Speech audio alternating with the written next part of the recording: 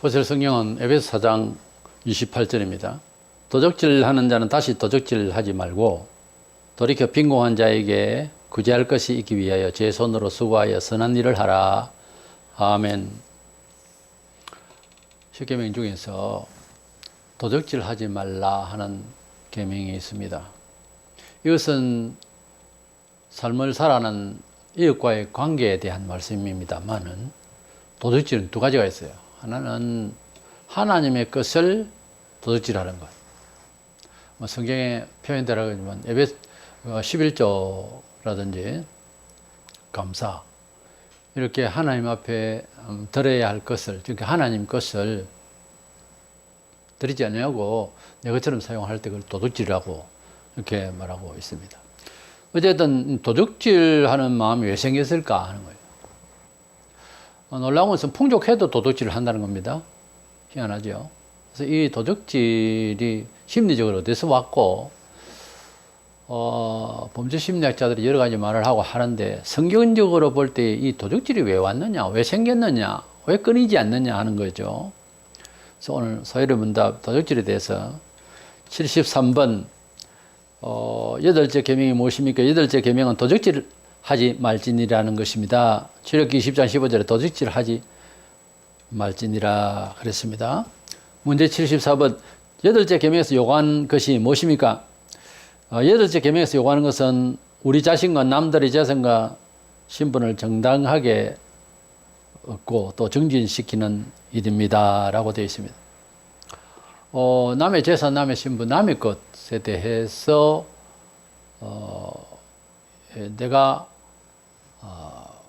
그 탐을 내고 남의 것을 빼앗고 남의 영광도 가로채고 하는 이런 일이 큰 죄가 되는 거예요. 세상에서도 이것은 죄가 되죠. 왜 이렇게 될까? 데살로니가 3장 10절에 12절 우리가 너희와 함께 있을 때에도 너희에게 명하기를 누구든지 일하기 싫어하거든 먹지도 말게 하라 하였더니 우리가 들은 적 너희 가운데 게으르게 행하여 도무지 일하지 아니하고 일을 만들기만 하는 자들이 있다 하니 이런 자들에게 우리가 명하고 주 예수 그리스도 안에서 권하기를 조용히 일하여 자기 양식을 먹으라 하노라. 첫째 욕심은 사흘만 굽으면 남의 집에 담을 넣는다는 말이 있는데 첫째 남의 것을 도둑질하는 심리적 동기가 어디서 나오느냐 하니까 내가 먹을 것, 입을 것, 내 것에 남과 비교할 때에 어떤 기본이 안 될 때 다 그렇게 도둑질 한다는 말이 아니고 그렇게 자기 것이 준비가 안 돼 있을 때 남의 것을 가지고 오려고 하는 이런 생각이 든다는 거죠. 그러니까 자기가 먹을 것은 자기가 일을 해야 된다고 하는 것이 성경이 말해주는 이 도심을 버릴 수 있는 도둑심리를 버릴 수 있는 것이 자기 일을 열심히 할 때, 자기 일을 열심히 할 때에 이 일을 저지르지 않을 수가 있다는 거죠. 그래서 그것도 나중에 습관이 되면 하나의 직업같이 돼가지고 강도가 되고 나아가서는 뭐 별의별 살인자까지 되는 어떤 무엇을 빼앗으려고 하다 그런 상황이 벌어지는데 이것은 기본적으로 인간에게 부여하신 먹고 사는 문제 생활에 기초를 쌓고 또 부여해지기 위해서 노력을 해야 된다는 겁니다. 일을 해야 되는 거예요. 가만히 기도만 하고 있는 것이 아니라는 거죠. 그것이 빠질 때의 문제가 생기는 거예요. 75번 여덟째 계명에서 금하는 것은 무엇입니까? 여덟째 계명에서 금하는 것은 우리 자신이나 우리 이웃의 재산이나 신분을 부당하게 방해하는 일이나 또는 방해할지도 모르는 일들입니다. 우리가 하나님으로부터 부여받은 신체적인 조건 또는 환경적인 그런 문화적인 조건들이 남과 비교할 때에 항상 부족하다 여기는 이런 비교의식 때문에 생기는 과다한 그런 스트레스가 남의 것을 빼앗으려고 하는 대로 비약된다는 거죠. 이래서 이런 잘못이 내 자신을 해하게 하고 남도 해하게 하는 이런 일을 벌리게 되는 것입니다. 그래서 남의 재산에 대해서 남의 신분, 문화적인 여건들에 대해서 깎아내리고 그것을 도둑질하고 파괴시키고 하는 이것은 큰 죄가 되어서 계명에 속하기 때문에 원래 그 계명은 하나님의 행물입니다. 말 안 들으면은. 그래서 여덟째 계명에 속합니다. 살인 그 다음으로는 나쁜 짓이에요. 데살로니가서 3장 8, 9절은 누구에게서든 음식을 값없이 먹지 말고 오직 수고하고 애써 주야로 일하면 너희 아무에게도 폐를 끼치지 아니하려 함이니 우리가 에게 권리가 없는 것이 아니요 오직 스스로 너희에게 본을 보여 우리를 본받게 하려 함이니라. 바울이 초기에 복음을 전파할 때에 나중이라도 정신을 늘 그랬습니다. 교인들에게 폐를 끼치지 않으려고 생활비 이런저런 기타 먹을 양식에 대해서 부담을 안 주겠다는 거예요. 그래서 사도 바울이 열심히 많은 사람이지만 세상이라도 피장업, 텐트 만들고 하는 이런 것을 잘 했던가 봐요. 손재주도 있고 이러니까 그런 일을 하면서 동업자와 함께 일을 하면서 그것을 가지고 또 이윤을 가지고 복음 전파하는데 먹을 것을 준비하고 하는 그런 사람이었어요. 지금도 생활이 어렵고 목사가 힘들 때에는 일을 할 수 있느냐 없느냐 하는 이런 얘기가 대두되고 있어요. 또 한편은 목사로 임직을 받으면은 그런 일을 안 해야 된다. 전통적으로 그렇게 해왔으니까 그렇게 생각을 하기도 하고, 또 헌법에도 이중직을 가질 수 없다고 되어 있어요. 목사는 교수까지도 하면 안 됩니다. 원래 사역을 하면. 그런데 이제 생활이 전반적으로 어려워지다 보니까 사명은 있는데 뜻은 하늘에 두고 있고, 또 특별히 교육을 받았고 대학원까지 다 해서 공부를 해서 목사 고시를 쳐서 다 목사가 돼가지고서 라이센스에 대한 여러 가지 흠이 없는 사람인데 생활이 어려워질 때 있는 사람이 좀 협력하고 하면 좋으련만 또 그렇게 되지 않습니다. 교회에서 선교를 할 때 좀 빈 지역에 개척을 하려고 하면 큰 교회가 좀 도와서 협력을 해야 되는데 안 그래요. 현실적으로는. 혹시 자기 교회는 하나 있는데 그 큰 동네에서 하나 빼앗아 갈까봐 오히려 두려워하고 그런 형국입니다. 사실은. 어떻게 보면 하나님의 뜻이 아니에요. 그거는. 거기에다가 교인들을 떼어서 다시 그 교회를 형성을 해야 되지. 그 먼 데 있는 그 한 사람을 위해서 셔틀버스를 돌리고 이런 난리를 치는, 이거는 개교회주의, 이거는 잘못된 겁니다. 이건 선교가 아니에요. 어떤 이렇게 바울이 복음을 전파할 때에 계속해서 이중직을 가지고 한 건 아니지만은 그런 상황에 부딪히니까 일을 하고 돈을 벌었어요. 근데 목사가 힘들면 돈을 벌 수 있다고 봅니다. 저는 초기에는 우리가 그렇게 생각 안 하고 어쨌든지 하나님의 은혜로 살아야 된다고 하는 것은 사실인데, 지금도 그런 일을 하면서도 가능한 그 일을 버리고 세상 일을 버리고 더 잘 먹기 위해서 돈을 버리자는 건 아니거든요. 절대적으로. 전도를 하고 선교하는 데 있어서 일이 힘드니까 사모님을 통해서 이제 생활비를 조달하게 하는 수도 참 흔하고요. 목사가 얼마나 못났으면. 그러나 복음을 위해서 일을 하다가 보니까 거의 5년에서 7년 세월들을 다 보내고 일반 대학을 나도 신학을 또 3년을 또 해야 되고 또 목사 되기까지 1, 2년 또 필요하고 그래서 한 7년에서 건 10년씩 이렇게 돈을 벌고 어떻게 할 수 있는 기회가 없어요. 알바는 조금 할 수 있을랑가 몰라도 정규직에서 일을 할 수 없는 조건이잖아요. 그렇게 한참 젊은 날 사회 문화생활을 구축해야 될 그런 나이에 신학한다고 세월 다 보내니까 이런 점도 감안을 해줘야 되거든요. 그래서 이런 사람이 목회를 하려고 하면 좀 협력을 하고 여유가 있는 사람들이 해야 되고, 또 그렇게 영 안 되면 우울해지는데요. 꼭 벌받은 사람 마냥 이렇게 취급하거든요. 그건 아니에요. 바울이 그러면 일을 할 때는 저주받았습니까? 아니고 복음을 위해서 일을 하려고 하다 보니까 생활이 이제 어려워지면 사모님이 일을 하기도 하고 돈벌이 하기도 하고 이러는데, 목사는 거룩하니까 돈벌이 이런 거는 세속적인 이래서 안 하는 것이 아니고 일 자체가 교회 일만 해도 작으나 크나 간에 어떻게 임하느냐에 따라서 좀 다르겠지만 원래 늘 마음이 바쁜 게 목사입니다. 그러다 보니까 돈벌이 가야 되고 또 일하고 힘들잖아요. 그래서 바울이 그렇게 한 것이 목회자의 모범이라기보다는 그냥 그 기한에 좀 힘드니까 생활비를 좀 버렸다는 거예요. 그리고 교인들이 초보 신자라든지 처음에 교회가 형성되어졌을 때 여러 가지 오해가 생기잖아요. 그때나 지금이나 사람이라는 건. 그래서 부담을 주지 않기 위해서 지금도 사람만 가지고 밥을 먹고 사는 목사라도 교인들에게 항상 조심해야 됩니다. 부담을 주고 사이 돈으로 돈을 받아라고 챙긴다든지 이런 거는요 아주 있을 수 없는 이야기예요. 생활비가 좀 어렵더라도 저는 정한 사례 외에는 돈 더 받을 생각을 하는 것은 아주 그것은 잘못된 거예요. 그러는 거 아니면 꼭 그것이 더 필요하면 일하러 나가세요. 교회 업무를 하더라도. 근데 일하면은 그 목사님 사례가 적단 말입니까? 이렇게 또 싸우게 되니까는 일 못하고 그렇게 했죠. 그렇기 때문에 참아라고 말해요. 그러니까 일하는 시간에 복음 더 전하고 더 간절히 기도하고 해보세요. 그렇지 않고 개척을 한다든지 실제 생활이 총교회나 험지에서 있을 때에 자원 조달이 안 되고 특별히 생활비가 조달이 안 되면 굉장히 어렵잖아요. 뭐 하늘에서 만나 떨어지기만 기다리고 뭐 그래야 되는 상황은 아니잖아요.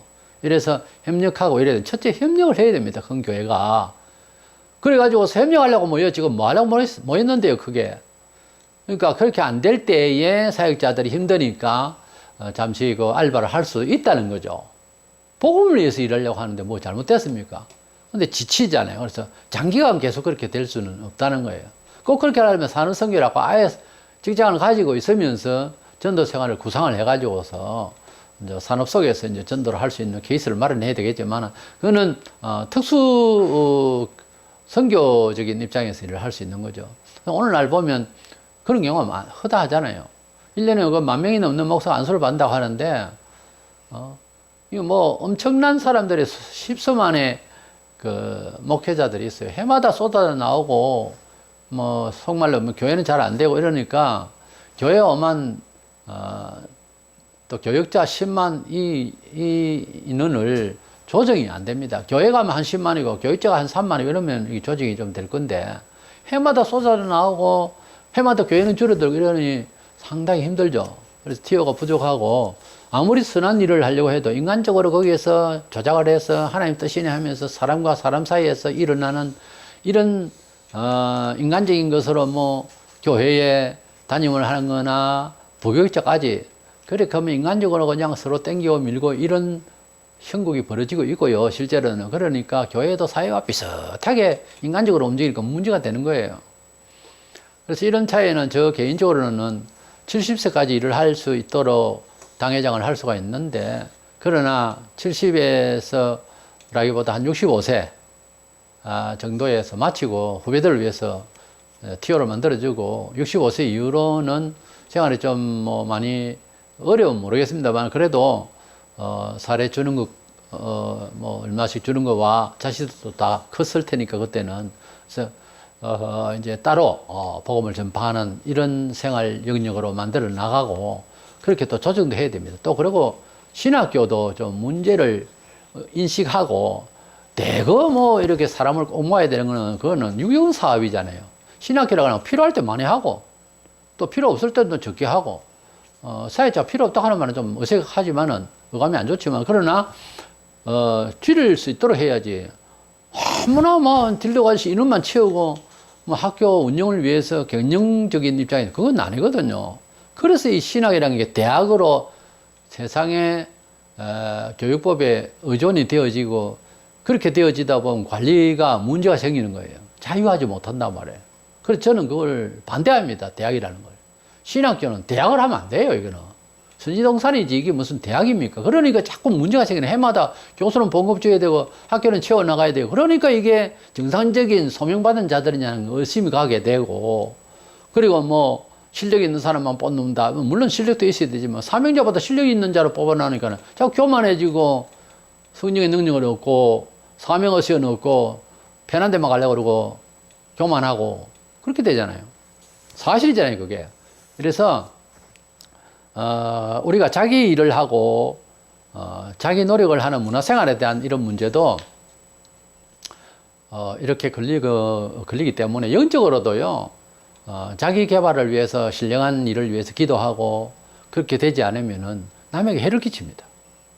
똑같은 거예요. 육신적으로도 너무 연약하고 게으르고 준비가 안 돼 있으면은 항상 보면 뭐 남에게 얻어먹어야 되고, 그 나이가 들었어도 그래 하는 사람 많거든요. 그건 참 보기 안 좋습니다. 사람은 자기 먹을 거 자기가 챙기고, 그래 안 되면 돌아서고 그런 자리에 줄을 안 서야지.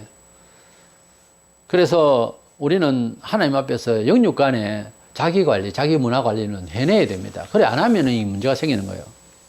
에베소 4장 28절에 도둑질을 하는 자는 다시 도둑질하지 말고 돌이켜 빈궁한 자에게 구제할 것이 있기 위하여 제 손으로 수고하여 선한 일을 하라. 공표하면서도 일 안 하고 게으르고 그러면 도둑질 하게 돼 있어요. 꼭 남의 집을 티 넘어서가 아니라 결국은 정직하지 못하게 되고 결국은 돈을 더 갖고 싶어서 장사를 해도 거짓말하고 이렇게 되는 거죠. 그러지 말라는 거죠. 열심히 벌여서 가난한 자에게도 나눌 수 있는 사람까지 할 수 있도록 열심히 일하는 거예요. 말라기 3장 9절에 너희 곧 온 나라가 나의 것을 도둑질하였으므로 너희가 저주를 받았느니라 이런 말씀이 있는데 11조를 떼먹고 하고 있던 유대인들 이스라엘을 향해서 하나님은 너희가 내 것을 도둑질했다 그랬어요.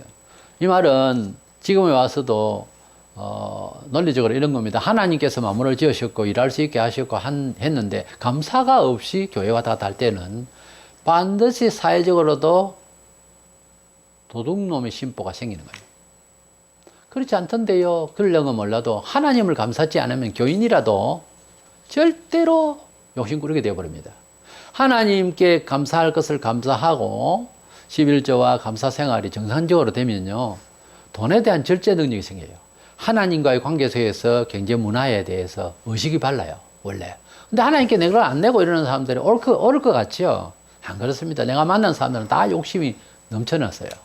때문에 하나님께 바칠 것은 바쳐야 도둑놈 심정이 수그러듭니다. 하나님께 감사치 못하면 어쩌면 세상을 공의롭고 정의롭게 살려고 하면요. 감사하는 사람이 할 수 있는 겁니다.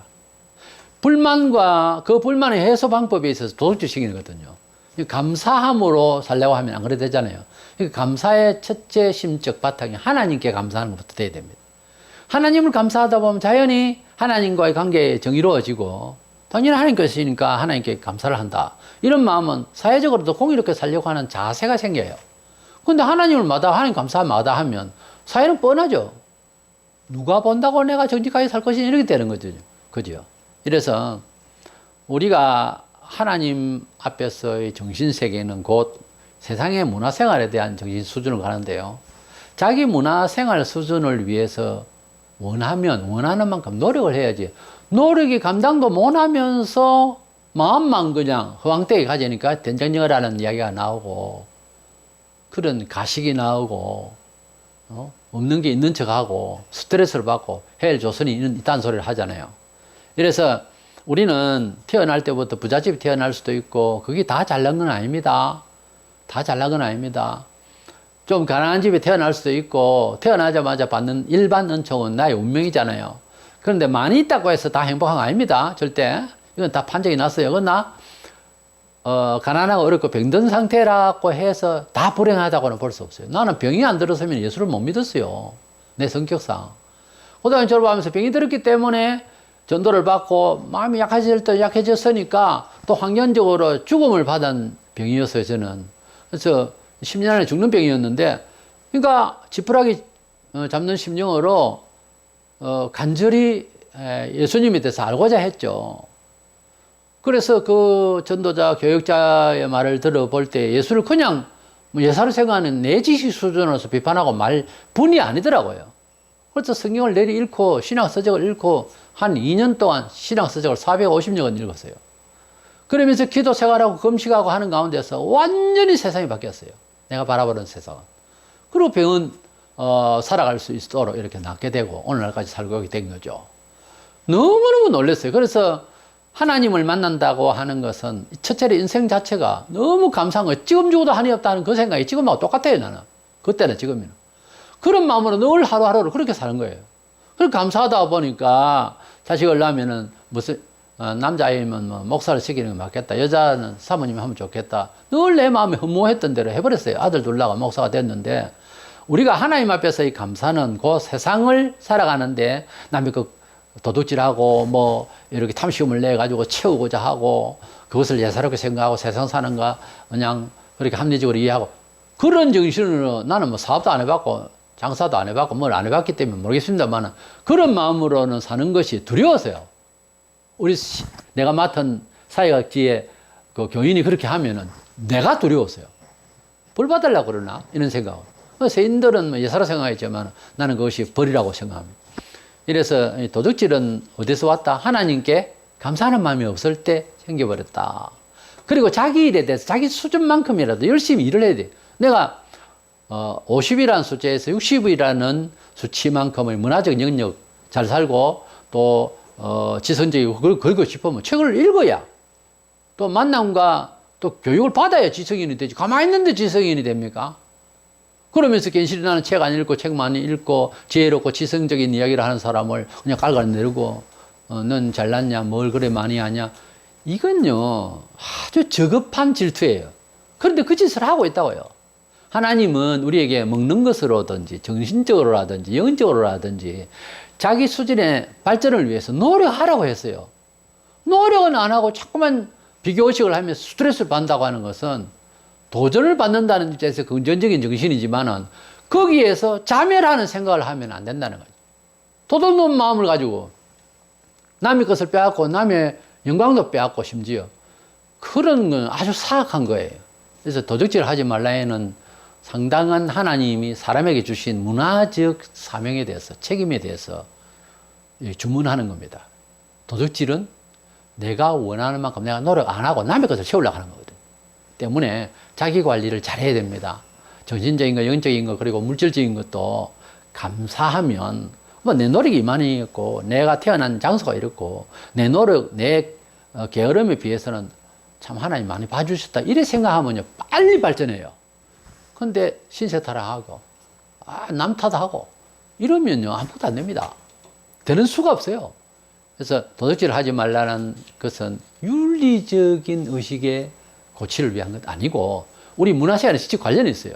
하나님 감사하고 살면 잘 되리라 생각하고 도둑질하는 마음을 버릴 수 있도록 노력하시기를 원합니다.